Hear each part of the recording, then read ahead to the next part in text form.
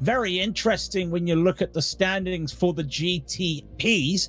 Both championships are a little bit identical in points difference here, but Brendan Lim leads the championship in GTP with Lars Stolzen just behind him in P2. Then Jacob Reed, who, remember, has had 3 drop rounds officially now this season. More page for the driver. Fabian Jungbluf will be in 9th. Brendan Lim, championship leader, only 10th, and Simon Wicks will be in 11th. As these drivers now in the GTPs head up to the leaders of the GTOs, and they're all trying to find their right line through. This is Fabian Jungbluf trying to catch up to Brendan Lim. Championship leader Brendan Lim, up 4 places, I might add. Doing pretty well. Not a place for him to make a move here right away, though, into turn 1. Late send on Mickey Friesen, avoiding the 50-50 grind in turn 1. But that is not going to help him in terms of that battle behind as we are on board with Mickey Friesen. And now this actually opens up a very interesting point in this battle, because Brendan Lim now promoted to P5, up 5 places to P5. And you ask about the championship standings. Well, Lars Stolzen did not have a good start to this race. He's currently in P7. Gabri's out of the race. Laus is there. You've also got Jacob Reed. He is a staggering 30. Yes, I'm saying that right. 33 points behind Brendan Lim in the championship. So you've got to think that Brendan Lim just has to stay consistent right now. P5 may be boring, but this almost feels like the safety net that he needs. Jacob Reed is just doing Jacob Reed things with 14 minutes to go. Absolute dominance, but give it up for this man. He's got a meatball flag. Flag Tokarev was in his first race, has a meatball flag. This is big time. What has happened to the man? He lost it going into China Beach with another lapped car. And I hate to say it, when it rains, it pours. It was Torsten Einsteiger, the same car that Gabriel Martinez went into going into China Beach at turn 4. Gut-wrenching blow for him, and you could see even trying to slow the car down in the pit lane. It just didn't want to grip up. It did not want to slow down.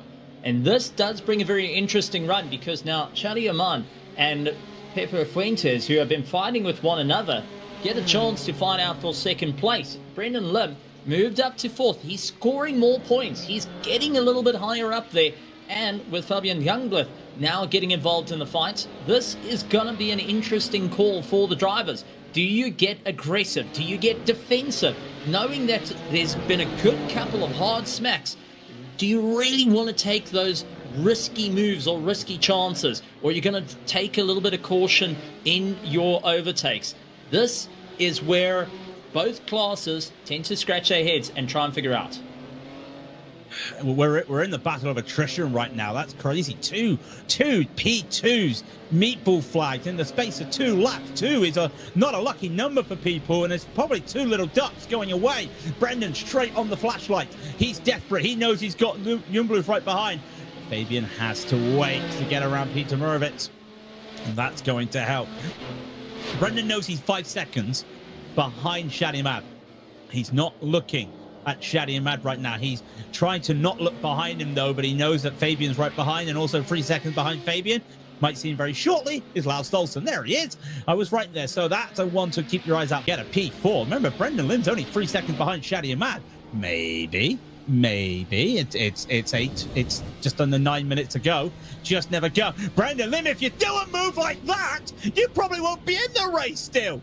As sure as it on Joni Hagner and Joni Berg. He takes the 2 Jonis right there, and they won't be giving you the same answer for the question you just asked. They'll be wondering, what's on earth, Brendan? You could have taken the left. And that was incredibly close to getting a wheel onto the dirt, and would have been a problem for Joni Hagner. He would have had a GTP straight into the door, and Fabian will be saying, well, thank you on that one. Now managing to close up the gap. And I wonder, was the risk worth it? As Fabian hasn't lost any time to Brendan Lim. Brendan is still within arm's reach, and that risk, once again, becoming a bit of a problem as they catch up to Noel Limburg. This is going to be interesting, because now Noel is the cork in the bottle for these two. Well, they've uncorked it. I think they'll be hoping it's a rosé. I don't think that. Lars Stolzen! Sorry, we've got to go to Lars Stolzen. He's had a tow. This is more championship implication. He came together with Mickey Friesen. This is big time implications. Mickey still driving, but losing a lot of time. Now roped in to Andreas Schuster. As we see this last going to go down. Fabian Youngblood still going. We'll get that replay ready because Fabian still attacking after Brendan having not the best of laps in the middle sector last time by. But he get the better launch here. Fabian will have to use the slick train, but look where Brendan puts it. The wily experience of Brendan Lim coming to fruition here. That survives him another time through this straight. Every time he's looking, he's trying to find out. Brendan Lim just trying to see if he can make life a little bit more difficult, but when it comes to the straightaways, it's becoming a bit harder. As the final few positions go by, Pepe Fuentes will hold on to this P2 over Shadi Ahmad, and crucially right behind them, Brendan Lim holds on to an improbable P4. Absolutely incredible. A monstrous grid of 38 cars started. 30 saw the line despite everything, and drivers got to battle it through. Brendan White's going to be quite happy on his results. A good haul of points, and will be smiling in the championship as it's week 9 out of 12.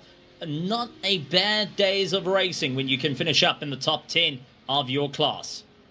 The gap officially 28 seconds. Well, 28.8 seconds to be precise. Pepe Fuentes will be second, holding off the charge by Shadi Ahmad. And then it's Brendan Lim. One of the hard chargers up 6 places. Fabian Youngblood will be 5th. That was Brendan Lim 4th, by the way. Simon Wicks will be a lap down in 6th. And Jonsu Pardo will be a lap down in 7th. Carl Carpenter a lap down in 8th place.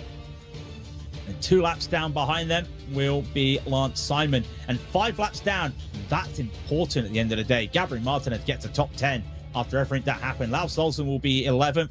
Vlad Torkarev will be in 12th. Torsten Einschlager will be in the unlucky 13th. Josephine Beckel 5th, 14th. Ferran Grau 15th. Jonathan Brothwell in 16th. And those 6 places gained with Brendan Lim, Jonsu Pardo, Carl Carpenter, Lance Simon, and Leo Kohler in the GTO. Speaking of the GTOs, Stephen's got them.